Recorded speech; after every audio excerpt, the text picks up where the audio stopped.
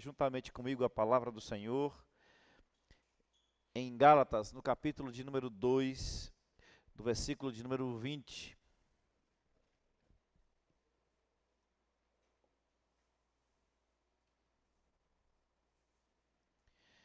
Diz assim a palavra do Senhor, Gálatas 2:20. Logo, já não sou mais eu quem vive, mas Cristo vive em mim. E esse viver que agora tenho na carne, vivo pela fé no Filho de Deus, que me amou e a si mesmo se entregou por mim. Vamos orar.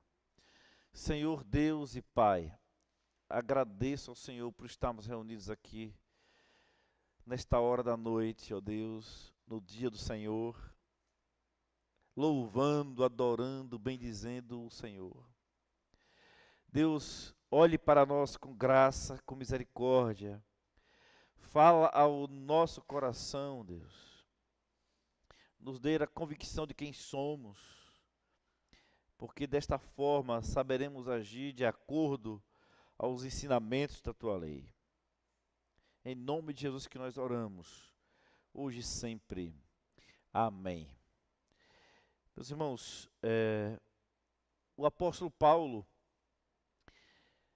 na epístola aos irmãos da Galácia, está aqui tentando resolver uma grande dificuldade que eles tinham. Eles eram inconstantes e eles tinham muita dificuldade de saber quem eles eram. Então eles tinham uma grande crise de identidade. O que Paulo vai fazer aqui é resolver essa crise de identidade na vida desses irmãos. Quando nós lemos o capítulo 1, nós vamos ver o apóstolo Paulo reprovando esse comportamento destes irmãos. Né? Lá no capítulo 1, o versículo número 6, Paulo diz assim: admira-me que estejais passando tão depressa daquele que vos chamou na graça de Cristo para outro evangelho, o qual não é outro, senão alguns que vos perturbam e querem perverter o evangelho de Cristo. Mas ainda que nós, ou mesmo um anjo vindo do céu, vos pregue evangelho que vá além do que vos temos pregado, seja anátema. Assim como já dissemos, e agora repito, se alguém vos prega evangelho que vá além daquele que recebeste, seja anátema. Porque aqueles irmãos, naturalmente, antes mesmo de conhecer a palavra de Deus, tinha-se conhecimento dessa instabilidade dos irmãos ali da Galácia, né? Eles passavam muito depressa, mudavam muito rapidamente de opinião, não tinham aquela identidade própria, né? Alguns historiadores contam, inclusive, que quando alguma nação ameaçava aquela região de atacar, de invadir, eles imediatamente tratavam logo de fazer uma aliança para não ter que entrar em guerra, né? Então eles eram de fato pessoas que não tinham a sua identidade. E agora o evangelho foi pregado para aqueles irmãos. Então um problema que se criou, né? Então naturalmente eles já eram assim. E agora os judaizantes, os da circuncisão, judeus convertidos, que acreditavam que era necessário que além do evangelho, da pregação do evangelho, além da palavra de Deus, além de Cristo, ainda é necessário acrescentar os ritos mosaicos, os ritos da lei. E aí Paulo trouxe um evangelho puro, onde Cristo é o centro de todas as coisas. Mas os irmãos inconstantes da Galácia estavam sem saber o que fazer, porque quando os judaizantes chegam, eles agora estão tentando mudar sua cabeça e tentar fazer um evangelho diferente, conciliar tudo aquilo que Moisés ensinou, a lei, as cerimônias do Antigo Testamento, conciliar também com Cristo. E Paulo então vai ter agora o trabalho de colocar na mente desses irmãos que a coisa não funcionava dessa forma e que eles precisavam entender que Jesus Cristo era suficiente, que o Evangelho é suficiente para a salvação. E nesse versículo 20 do capítulo de número 2, nós temos aqui uma síntese quase que de toda a carta. Paulo, de forma muito sintética, e era algo comum de Paulo, né, ter esse poder de síntese, ele vai sintetizar o Evangelho para aqueles irmãos, para que eles não pudessem mais estar agitados por todo o vento de doutrina e perdendo a sua essência, a sua identidade cristã. Nos nossos dias, nós corremos o risco de, talvez não como judaizantes, perder a nossa identidade cristã, mas nós corremos o risco de viver sem propósito de tal maneira nesse mundo que a gente venha nos esquecer de quem nós somos, né? O secularismo pode também nos levar para momentos, né, onde nós nos esqueçamos quem nós somos diante do nosso Deus. E essa carta, então, chega aos nossos dias com a mesma força que chegou nos dias ali que Paulo enviou para os irmãos lá da Galácia, né? Então, o apóstolo Paulo aqui, irmãos, ele vai escrever exatamente para combater esse grande problema, que era a tentativa de acrescentar obras da lei à suficiência da cruz de Cristo. Então, neste versículo, Paulo resume de uma forma muito poderosa e magistral o Evangelho centrado única e exclusivamente em Jesus Cristo. Aqui encontramos a essência da vida cristã, união com Cristo, morte para o eu e vida pela fé. Esta é a essência da vida cristã. A vida cristã é união com Cristo, morte para o eu e vida pela fé. O grande reformador João Calvino vai dizer o seguinte, no seu comentário de Gálatas, capítulo 2, versículo 20. Não podemos considerar Cristo fora de nós ou separado de nós, mas porque Ele habita em nós, nos fez participar da sua vida. Então, a identidade do crente deve estar muito clara. Nós devemos saber exatamente qual é a nossa identidade. Nós devemos saber exatamente quem nós somos, para que dessa forma o Evangelho possa chegar a todas as pessoas e para que a igreja não fique nessa instabilidade, nessa inconstância, mas que saiba exatamente cada um de nós quem somos. Por isso vamos expor o texto direcionados pelo tema Vivo pela fé no Filho de Deus.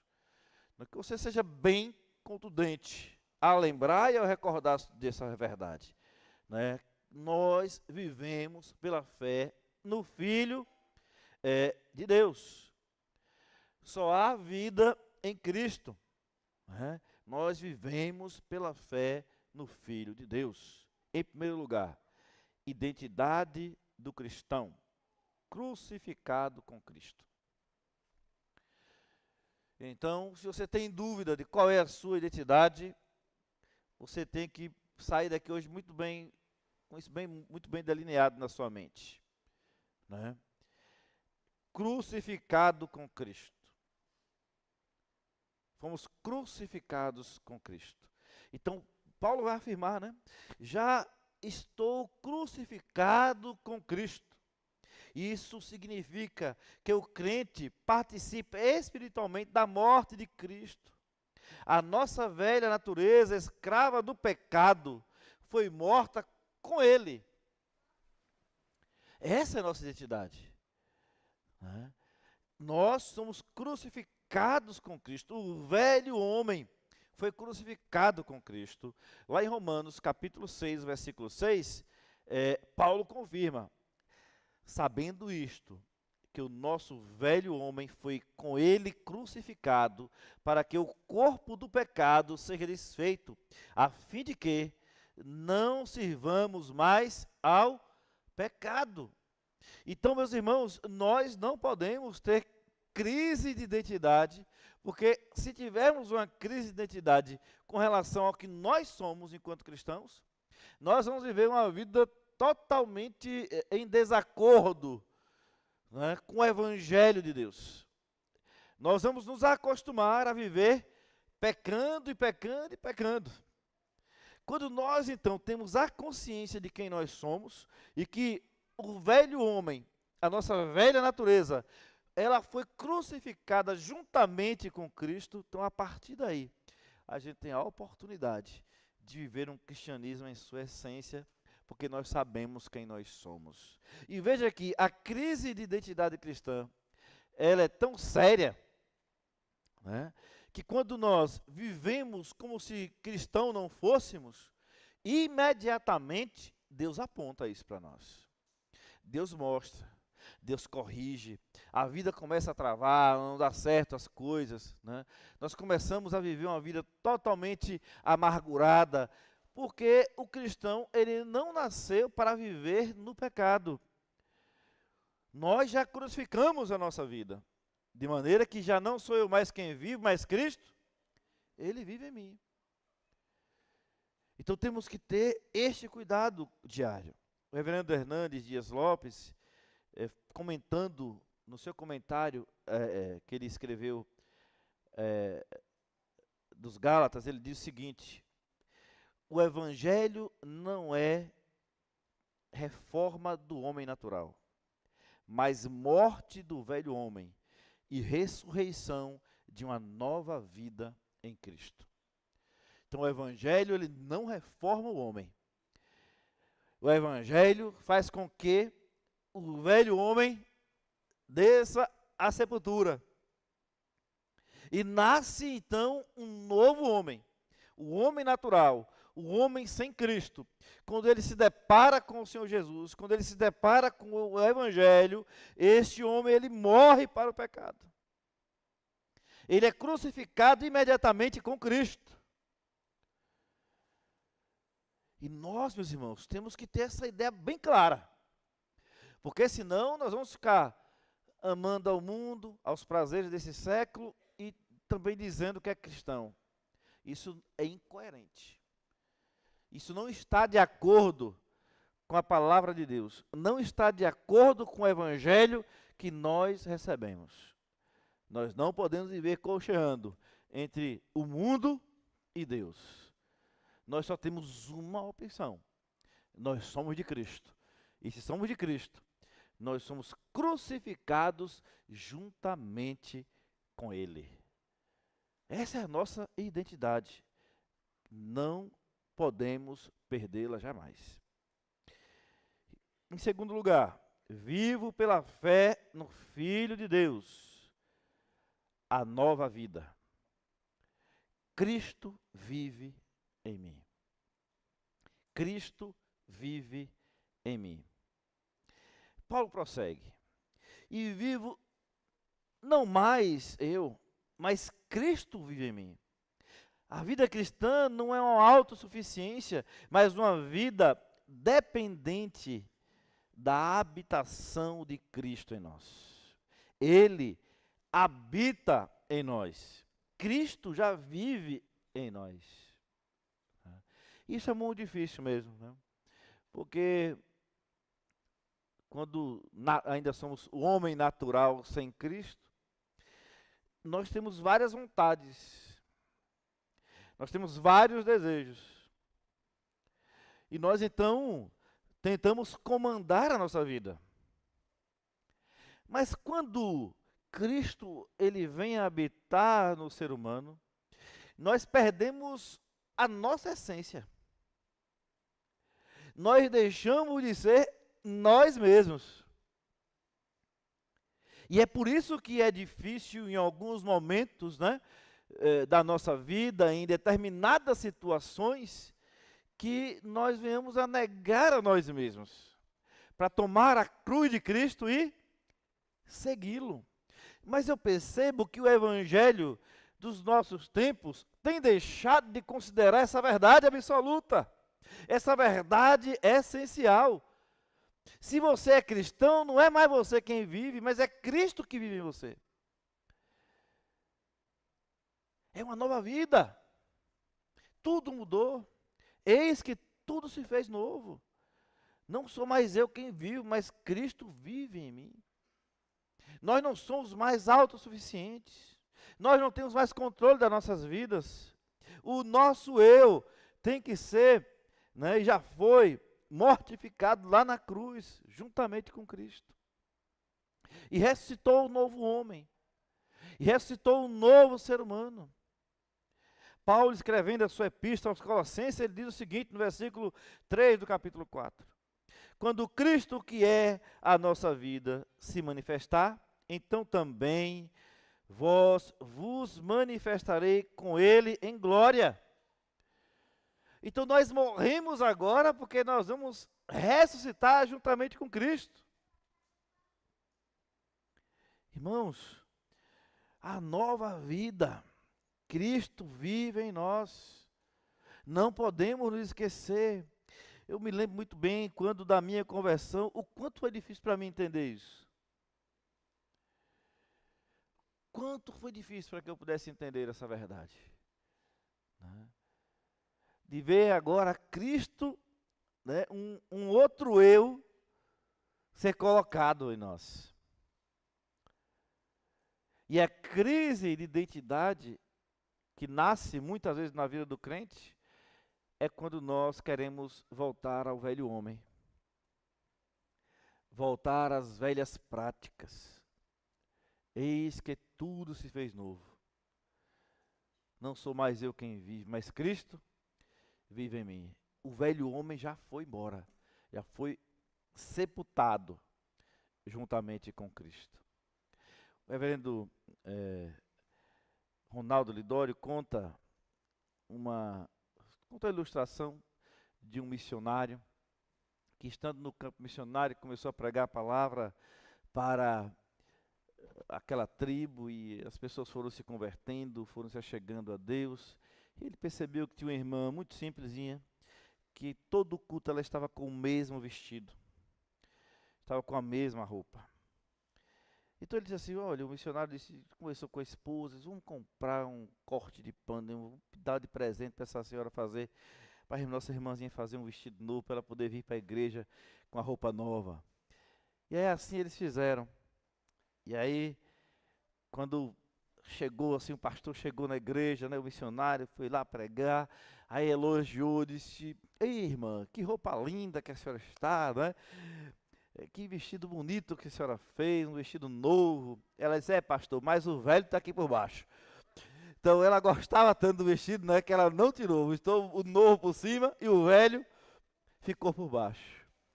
De vez em quando, o crente, ele está tão ligado à velha natureza, ao velho homem, que ele até vem para a igreja com a roupagem de um novo homem, de uma nova mulher, mas por baixo o velho homem ainda está falando muito alto, e isso gera uma crise muito grande na vida do cristão, e gera também uma falta de comunhão com Deus, porque os pecados, eles fazem separação entre nós e o nosso Deus. Nós temos que cuidar disso, irmãos.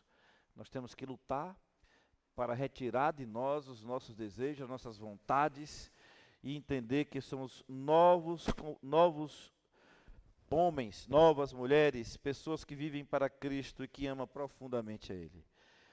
O Martinho Lutero diz o seguinte, o cristão não vive em si mesmo, mas Cristo e em próximo.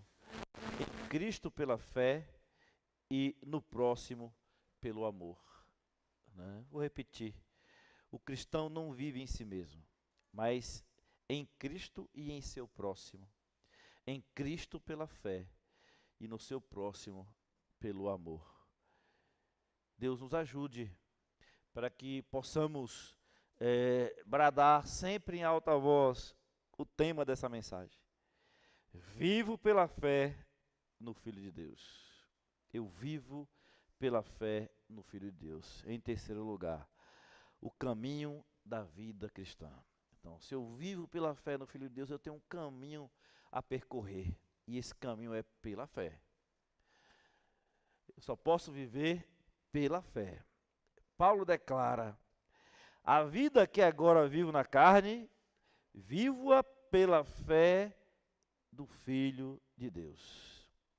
A fé não é o meio pelo qual o crente se aproxima de Cristo diariamente, né? A fé é o meio pelo qual o crente se aproxima de Cristo diariamente. Se você não tem fé, você não consegue estar próximo de Cristo. E eu lhe digo mais, todos os dias Deus prova a nossa fé. Todos os dias é colocado diante de nós situações onde a nossa fé precisa prevalecer. Sem fé é impossível agradar a Deus. Na Hebreus 10, 38, mas o justo viverá de fé. Se ele recuar em Cristo, né, Cristo não vai ter prazer nele. Nós não podemos recuar. A fé é a certeza daquelas coisas que nós não vemos. E todos os dias nós somos desafiados a viver por fé. Acordar pela manhã e ser logo conduzido a trabalho, ser conduzido a uma vida cotidiana. Isso pode nos tirar a perspectiva, né, de Cristo. E nós somos desafiados a todas as manhãs dizer: eu vou sair para trabalhar, mas pode ser que Cristo volte hoje. Pode ser inclusive que eu não volte.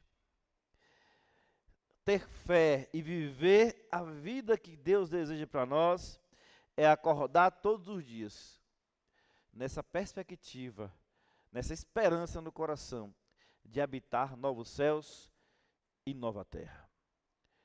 O reverendo Nicodemos, também comentando sobre fé, ele diz o seguinte: a fé não é apenas a porta de entrada para a salvação, mas o caminho pelo qual o cristão caminha todos os dias até a glória. Até a glória. Até estar com Cristo, nós temos um caminho a percorrer. É por isso que nós temos, né, esse caminho todos os dias à nossa frente, descortinado todos os dias. E tem dia que é mais pesado que os outros, né? Tem semanas que são difíceis, tem anos mais difíceis do que os outros. Nós somos desafiados a, mesmo assim, manter a nossa fé e viver na esperança de que o nosso Deus, Ele está conosco, porque sem fé é impossível agradá-lo. Vivo pela fé no Filho de Deus. O caminho da vida cristã é a fé, meus irmãos. Não tem para onde corrermos. É por esse caminho que nós devemos trilhar e pautar os nossos passos. A vida que agora vivo na carne, vivo pela fé no Filho de Deus. Eu vivo pela fé no Filho de Deus. A fé que eu vou poder vencer o pecado. A fé que eu vou poder vencer os problemas. A fé que eu vou poder vencer as doenças. A fé de que eu vou conseguir estar na igreja e colocar os meus dons à disposição do corpo de Cristo. Todos os dias, agora na carne, depois que nós fomos sepultados juntamente com Cristo e ressuscitamos para uma nova vida, só é possível por fé. Inclusive a fé que Deus nos perdoa quando em muitas vezes nós pecamos e caímos. E que Satanás aponta o seu dedo de acusação contra os eleitos do Senhor, tentando nos destruir e mostrar que não somos cristãos. Então, a fé que nós vivemos hoje na carne, como diz aqui o apóstolo Paulo, a vida que nós temos aqui na carne, como diz o apóstolo Paulo, só pode ser possível pela fé. Todos aqui se conhecem, todos sabem quem são. Ninguém tem crise de identidade aqui. Todo mundo sabe que é pecador. Se nós não reconhecermos que somos pecadores, nós não temos salvação. E muitas vezes nós ficamos pensando, como pode um ser tão pecador e miserável como nós somos ter a garantia de vida eterna? É o que Paulo está dizendo. A vida que eu tenho na carne hoje, eu só vivo pela fé. Porque não há outro caminho. Quando nós contemplamos quem nós somos, quem Cristo é, nós só temos essa certeza, que só estamos aqui hoje né? Porque a fé nos sustenta. A fé é que dá o suporte para viver na carne, no tempo que estamos ainda aguardando a volta de nosso Senhor e Salvador Jesus Cristo. Por último, meus irmãos, vivo pela fé no Filho de Deus. Quarto lugar, a base da nossa confiança, o amor de Cristo. A base da nossa confiança é o amor de Cristo. Paulo conclui de uma forma, né, maravilhosa esse versículo. O qual me amou. De manhã nós falamos sobre o amor de Deus por nós. E aqui Paulo deixa algo muito claro, né? O qual me amou. Paulo poderia ter usado, né? O qual nos amou. Mas ele quis ser muito pessoal aqui. É lógico que também retórico. Eu posso colocar aqui, me colocar como Paulo se coloca, né? Eu posso ser o qual me amou, porque Cristo nos amou profundamente. Mas Paulo fala dele nesse momento, né? Ele fala o qual me amou. Ele me amou, e se amou a mim, amou a você também. É isso que ele quer dizer. Mas ele não quer deixar de tirar esse tom, né, de intimidade com Cristo, de intimidade com Deus, o qual me amou e se entregou a si mesmo por mim. A cruz, meus irmãos, não é uma ideia abstrata, mas uma realidade pessoal. Cristo não apenas morreu pelo mundo, mas por mim, por você. Cristo morreu por nós, quando nós éramos ainda pecadores. Então, quando você estiver se recordando de algo muito ruim que você fez na sua vida, quando lhe faltar a fé, quando porventura surgir algum tipo de dúvida com relação ao que você é, que você possa pensar na verdade de que Cristo te amou, e que você possa dizer como Paulo, o qual me amou, e amou de tal maneira que entregou a sua vida por nós, é o que está dito aí, o qual me amou. E qual é a prova do amor? A si mesmo se entregou por mim. É um amor pessoal. Cristo salva a sua igreja, mas a igreja é o conjunto de várias pessoas, a união de várias pessoas no corpo de Cristo. Então Cristo amou você separadamente, individualmente, e colocou no meio de várias pessoas que ele também amou. Então Cristo me amou particularmente, como amou Paulo particularmente. Isso tudo faz com que, meus irmãos, nós temos aí uma base da nossa confiança de salvação eterna, o amor de Cristo. Efésios capítulo 5, versículo 2 diz: e ainda em amor, como também Cristo vos amou, e se entregou a si mesmo por nós, em oferta e sacrifício a Deus, em cheiro suave. Charles Spurgeon diz o seguinte: o coração do Evangelho é o próprio coração de Cristo entregue em nosso lugar. Esta é a maior motivação para a santidade e o maior consolo para a alma, né? Então, o coração do Evangelho é o próprio coração de Cristo entregue em nosso lugar. Esta é a maior motivação para a santidade. E o maior consolo para a alma é saber que Deus nos amou, o qual nos amou profundamente. Então, meus irmãos, que possamos olhar para este versículo, que possamos viver pela fé no Filho de Deus. Não há outro caminho. Estamos na carne ainda. E para atravessar esse breve caminho até chegarmos no lar celestial, nós vamos precisar da fé. Nós vamos precisar também o tempo todo reafirmar a nossa identidade. Né? O dia todo eu tenho que dizer para mim mesmo, eu vivo pela fé no Filho de Deus, porque a minha identidade é eu fui crucificado com Cristo. Né?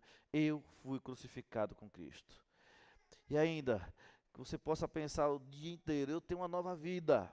Eu tenho uma nova vida. Cristo vive em mim. O meu eu não pode mais ter a primazia, mas a primazia é da palavra de Cristo. É de Cristo, é o que a Bíblia me diz. Cristo é a própria palavra.